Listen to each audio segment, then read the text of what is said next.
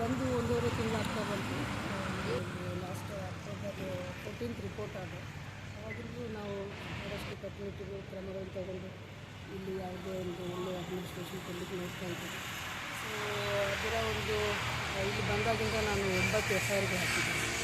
ಅದೇ ರೀತಿಯಲ್ಲಿ ಯಾವುದು ಕೂಡ ನಮ್ಮ ಇದರಿಂದ ಮಿಸ್ಯೂಲ್ದಂತೆ ತಡೆಗಟ್ಟಲಿಕ್ಕೆ ನೋಡ್ತಾ ಇದ್ದೀವಿ. ಒಂದು ಮೊನ್ನೆ ನಮ್ಮ ಅಕೌಂಟಿಗೆ ಫೇಕಾಗಿ ಫ್ರಾಡುಲೆಂಟಾಗಿ ಯಾರೋ ಒಬ್ಬರು ಪರ್ಸನ್ನು ಅಮೌಂಟ್ ಟ್ರಾನ್ಸ್ಫರ್ ಮಾಡಿ ಅದನ್ನು ಕೂಡ ಒಂದು ಇದು ಮಾಡಲಿಕ್ಕೆ ನೋಡಿದರು. ಅದನ್ನು ನಾನು ಇಮಿಡಿಯೇಟ್ಲಿ ಕಂಪ್ಲೇಂಟ್ ಮಾಡಿದ್ದೀನಿ. ಈ ರೀತಿಯಾಗಿ ಬ್ಲ್ಯಾಕ್ಮೇಲ್ ಮಾಡ್ತಿದ್ದಾರೆ, ಇದೊಂದು ತಂತ್ರಗಾರಿಕೆ ಅಂತ. ಇದು ತಮ್ಮ ಮಾಧ್ಯಮಗಳಲ್ಲಿ ಸುದ್ದಿಯಾದಂತೆ ಇಲ್ಲಿ ಸಿಬ್ಬಂದಿ ಮತ್ತು ಅಧಿಕಾರಿಗಳನ್ನ ಬ್ಲ್ಯಾಕ್ಮೇಲ್ ಮಾಡುವಂಥ ಒಂದು ಪದ್ಧತಿ ಏನಿದೆ ಅದೇ ಒಂದು ಮುಂದುವರೆದ ಭಾಗದ ರೀತಿಯಲ್ಲಿ ನಮಗೂ ಆ ರೀತಿಯಾಗಿ ಅವರು ಟ್ರಾನ್ಸ್ಫರ್ ಮಾಡಿ ಅದನ್ನು ಬಿಂಬಿಸ್ಲಿಕ್ಕೆ ನೋಡಿದ್ರು. ಅದನ್ನು ನಮ್ದು ಯಾರಿದ್ದಾರೆ ಇದರಿಂದ ಆಮೇಲೆ ಈ ಒಂದು ಬ್ಲ್ಯಾಕ್ಮೇಲ್ ತಂತ್ರಗಾರಿಕೆಯಲ್ಲಿ ಯಾರು ಕೈವಾಡ ಇದೆ ಅದನ್ನು ಪತ್ತೆ ಹಚ್ಚಿ ಕ್ರಮ ಕೈಗೊಳ್ಳಬೇಕಾಗಿ ಈಗಾಗಲೇ ನಾನು ಆಯ್ಕೆ ಕೊಟ್ಟಿದ್ದೇನೆ. ಅದರ ಭಾಗವಾಗಿ ನಿನ್ನೆ ಪ್ರೊಟೆಸ್ಟ್ ಆಗಿರೋದು ಏನಕ್ಕೆ? ಅವರು ಮೇಯ್ನು ಈ ಬೀಡಿ ಸಿಗರೇಟು ಬಿಡಬೇಕು ಅಂತ ಹೇಳಿ ಅವ್ರಿಗೆ ಮೇಯ್ನು ಅದಕ್ಕೆ ಏನು ಮಾಡಿದ್ರು? ನಮ್ಮೆಲ್ಲ ಸಾಕಷ್ಟು ಅಲಿಗೇಷನ್ ಮಾಡ್ತಾ ಇದ್ದಾರೆ. ಬೇರೆ ಕಡೆ ಟ್ರಾನ್ಸ್ಫರ್ ಮಾಡಬೇಕು ಅವೆಲ್ಲ ಸುಳ್ಳಿದೆ. ಯಾವ ಹರಾಸ್ಮೆಂಟು ನಾವು as per rules we will discharge our duties ಅದೆಲ್ಲ ಸುಳ್ಳಿದೆ. ಅದು ಯಾವುದೂ ಕೂಡ ಸತ್ಯದಿಂದ ಕೂಡಿಲ್ಲ.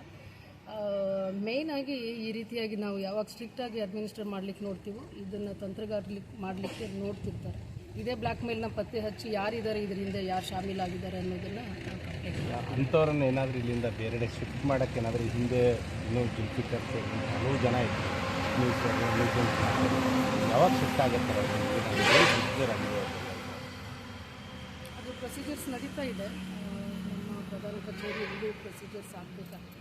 ಬಂದ ನಂತರ ನಾವೆಲ್ಲೂ ಟೈಟ್ ಮಾಡೋದು ಸ್ಟಾರ್ಟ್ ಮಾಡಿದ್ಮೇಲೆ ಈ ರೀತಿ ಆಗಿದೆ. ಮುಂಚೆ ಹೇಗಿತ್ತು ಅಂತ ನಾನು ಬಂದಾಗಿಂದ ಹೇಳ್ಬೋದು. ನಾನು ನಮ್ಮ ಇದರಲ್ಲಿ as per rules we are trying to discharge our duties. ಮತ್ತೊಂದು ಅಡಿಯೋ ಇದು ಮಾಡಿದ್ದಾರೆ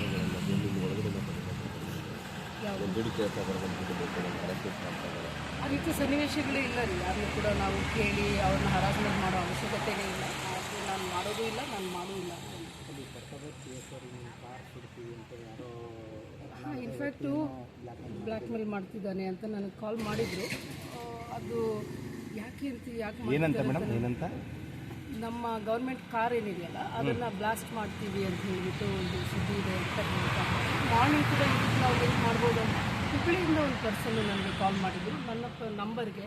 ನನ್ನ ನಂಬರ್ ಅವ್ರಿಗೆ ಹೆಂಗೆ ಸಿಗ್ತಾ, ಈ ಏನು ದುಡ್ಡು ಏನು ಟ್ರಾನ್ಸ್ಫರ್ ಮಾಡಿದ್ರಲ್ಲ ಅವ್ರಿಗೆ ಹೆಂಗೆ ಸಿಗ್ತಾ, ಅದು ಒಂದು ಪ್ರಶ್ನೆ. ಈ ಹುಬ್ಬಳ್ಳಿ ಪರ್ಸನ್ ಅವ್ರಿಗೆ ಹೆಂಗೆ ಸಿಗ್ತಾ, ಅವ್ರದ್ದು ನೀವು ಅವ್ರು ಫೋನ್ ಮಾಡಿದ್ದೇನೆ ನೀವು ಅಧೀಕ್ಷಕಿ ಅನಿತಾ ಅವರ ಅಂತ ಕೇಳಿದ್ರು. ಅವ್ರು ಇನ್ನೊಂದೇನೋ ಕೇಳ್ತಾರೆ, ನಾವು ಸೋಷಿಯಲ್ ವರ್ಕರು ಹಂಗೆ ಹಿಂಗೆ ಅಂತ ಕೇಳ್ತಾರೆ. ಆಮೇಲೆ ನಾವು ಫೈಂಡ್ ಔಟು ಮಾಡಿಸ್ದೆ ಯಾರು ನಂಬರ್ ಅಂತೇಳಿ. ಸೊ ಈ ರೀತಿಯಾಗಿ ನಮ್ಮ ನಂಬರ್ನ ಯಾರು ಕೊಡ್ತಿದ್ದಾರೆ ಅನ್ನೋದು ಇವಾಗ ನನಗೆ ಅದು ತುಂಬ ಸರ್ಪ್ರೈಸಿಂಗ್ ಇದೆ. ಮತ್ತು ನಮಗೆ ಒಂದು ಸ್ವಲ್ಪ ಈ ಭಯ ಹೆದರಿಸುವಂಥ ಒಂದು ಟೆಕ್ನಿಕ್ಕು ಆಗಿದೆ ಅಂತ. ಅವ್ರು ಹುಬ್ಬಳ್ಳಿಯವರಿಗೆ ನನ್ನ ನಂಬರ್ ಸಿಗುತ್ತೆ, ಅವ್ರು ನಮಗೆ ಪರಿಚಯನೇ ಇಲ್ಲ, ಅವ್ರು ನನಗೆ ಕಾಲ್ ಮಾಡ್ತಾರೆ, ಅವರು ಇನ್ನೊಂದೇನೋ ಕೇಳ್ತಿದ್ದಾರೆ ಅಂತ ಹೇಳುವಾಗ ಸ್ವಲ್ಪ ಇದು ಸೀರಿಯಸ್. ಹೌದಾ, ನಾನು ಸೋಷಿಯಲ್ ವರ್ಕರ್ ಇದ್ದೀನಿ, ಈ ರೀತಿ ಒಂದು ಆಡಿಯೋ ವೈರಲ್ ಆಗ್ತಾ ಇದೆ, ಅದ್ರ ಮೇಲೆ ನಾವು ಯಾರಿಗೂ ಕಮಿಷನರ್ ಅವರಿಗೆ ಬೆಂಗಳೂರು ಅವರಿಗೆ ದೂರು ಕೊಡೋರಿದ್ದೀವಿ ಹಂಗೆ ಅಂತೇನೋ ಹೇಳ್ತಾ ಇದ್ರು. ಅವರು ಮಾಡೋದಾದರೆ ಇಲ್ಲೇ ಬರ್ಬೋದು, ಬಟ್ ಆ ವ್ಯಕ್ತಿಗೆ ನಮ್ಮ ನಂಬರ್ ಹೆಂಗೆ ಸಿಕ್ತು, ಅವರು ಇಲ್ಲಿಂದ ಅಲ್ಲಿ ಕಾಲ್ ಮಾಡಿ ಯಾರು ಕೇಳ್ತಿದ್ದಾರೆ ಅನ್ನೋದು. ಕಾರ್ ಬ್ಲಾಸ್ಟ್ ಮಾಡೋದು ಸ್ಪೆಸಿಫಿಕ್ ಆಗಿ ಕಾರ್ ಬ್ಲಾಸ್ಟ್ ಪ್ರಕರಣದ ಬಗ್ಗೆ ಯಾರು ಅದು ಮಾಹಿತಿ ಯಾರು ಕೊಟ್ಟರು ಅಂತ ಗೊತ್ತಿಲ್ಲ. ಬಟ್ ಅದು ಆ ರೀತಿ ಸುದ್ದಿ ಇದೆ ಅಂತ ಹೇಳಿ ನನ್ನ ಗಮನಕ್ಕೆ ಬಂದಿದೆ. ಮೇಡಮ್ ಯಾರಿಗೆ ಕನ್ವೆ ಮಾಡಿದ್ದಿಲ್ಲಿ ಬ್ಲಾಸ್ಟ್ ಮಾಡ್ಕೊಂಡು ಅಂತ? ಕನ್ವೆ ಅಂತ ಹೇಳಿದರೆ ನನಗೆ ಹೇಳಿದ್ದಾರೆ, ಅಂದರೆ ನನಗೆ ಹೇಳ್ತಾರೆ ಈ ಥರ ಒಂದು ಸುದ್ದಿ ಇದೆ ಅಂತ ಹೇಳ್ಬಿಟ್ಟು ಸರ್ಕಲ್ ಅವರು ಕಾಲ್ ಮಾಡಿ ಬ್ಲಾಸ್ಟ್ ಆದರೆ ಆ ಮಾಹಿತಿ ಇದೆ ಅಂತ ಹೇಳ್ತಾರೆ.